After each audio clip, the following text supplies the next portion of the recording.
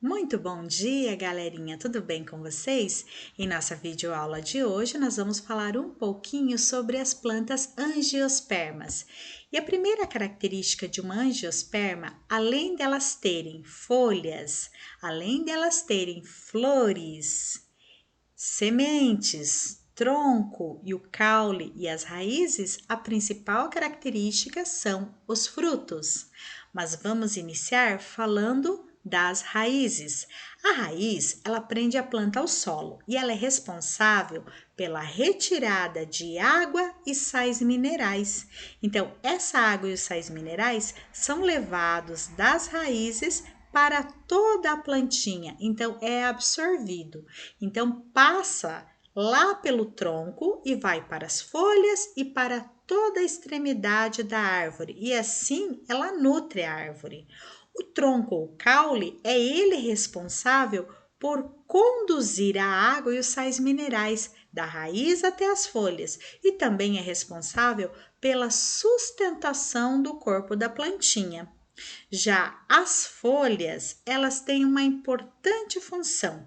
As folhas são responsáveis pela transpiração, respiração e alimentação das plantas que ocorre pela fotossíntese.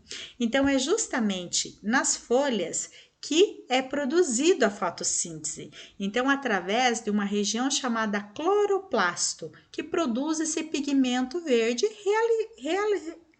realizando a própria fotossíntese. Então, como vocês podem observar nesse esqueminha aqui, né, nessa planta, que ela é uma dicotiledônea. Mas o que é uma fotossíntese? Fotossíntese é o alimento da planta, ou seja, a planta ela precisa se alimentar, ela produz o seu próprio alimento. Mas esse próprio alimento, ele é produzido pela glicose, né, que a planta produz, que é um açúcar dos vegetais, ela precisa da luz solar, ela precisa da água, de sais minerais e também do gás carbônico do ar para produzir a fotossíntese, que é justamente o alimento da plantinha. Todas as plantas angiospermas, elas também têm flores. Em algumas espécies de vegetais, essas flores são responsáveis pela reprodução das plantas que vão dar origem aos frutos. Como vocês podem observar nessa imagem, nós temos aqui uma flor dando origem a um morango. Então, naturalmente que ela é uma angiosperma. E as angiospermas, pessoal, elas têm essa característica importante, são todas as plantas frutíferas. E uma outra característica das angiospermas é que o fruto, ele vai abrigar uma sementinha, certo? Então, para ser angiosperma tem que ter fruto. E esse fruto, ele abriga a semente. Então, a principal função do fruto é proteção das sementes.